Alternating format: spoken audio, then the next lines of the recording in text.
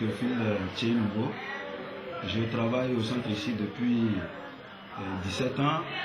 D'abord gestionnaire sous Dr Anouk Choti et après nommé directeur. Mais depuis 17 ans, c'est pour la première fois que nous rencontrons une pareille situation. Chers amis, nous sommes au Bénin, particulièrement dans la commune lacustre de Souava, sur le lac Nokoué. La crue exceptionnelle de cette année du fleuve Ouémé qui vient se jeter dans ce lac n'a rien épargné sur son passage. Le centre médical Saint-Joseph de Sotchankoué, construit depuis 25 ans par feu Monseigneur Isidore de Souza pour soulager les peines des populations lacustres, n'a pas échappé au désastre de cette montée vertigineuse des eaux. Le personnel y travaillant vit un calvaire terrible car obligé de venir exercer son activité professionnelle. D'autant plus que c'est de cette activité que découlent les salaires et toutes les autres charges. Parce que le centre est autonome du point de vue de son fonctionnement.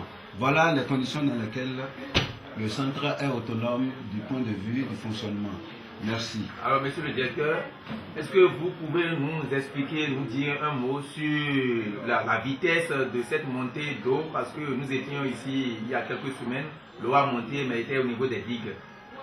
Disons qu'il y a encore 2 semaines, lorsque nous rentrions, l'eau était vraiment encore à son très bas niveau. Et pour qui me connaît, après 17 ans d'expérience, je me disais qu'il n'y aurait pas de crue cette année. Mais à mon grand étonnement, c'est que quand on est revenu le lundi, j'étais ahuri de voir de l'eau partout. Et les digues l'eau flottait pratiquement sous les digues, mais l'eau monte pratiquement de 10 cm par nuit. Alors aujourd'hui, plus aucune digue n'est visible.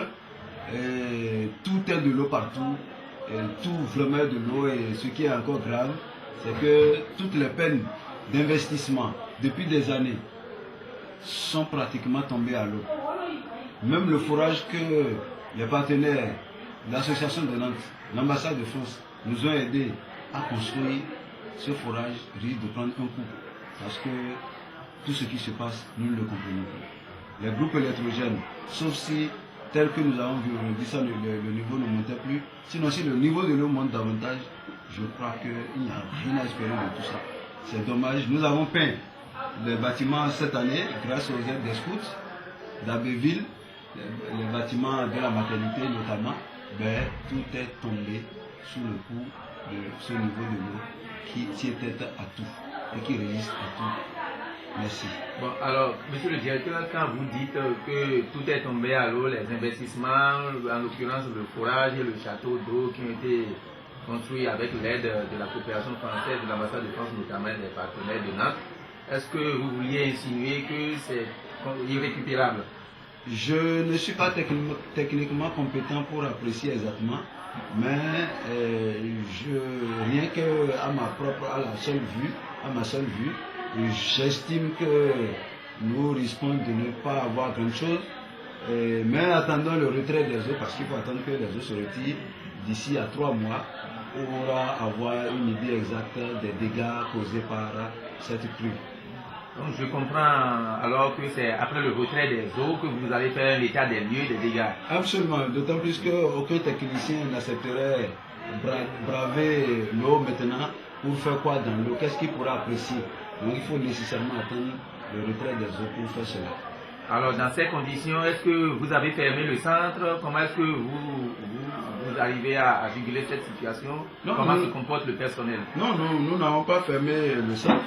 Et comme vous allez le voir tout à l'heure dans le passage des images, il y a toujours une équipe qui travaille de jour comme de nuit. Et il y a aussi l'équipe de permanence qui vient 2 fois dans la semaine ou 3 fois, ça dépend du cas, pour essayer de servir ce qu'il faut et de liquider les affaires courantes.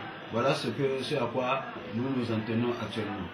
Bon, est-ce que quand vous venez avec ce service minimum qui a été institué, le service de garde, est-ce que la population manifeste quand même un engouement? Est-ce que les gens viennent?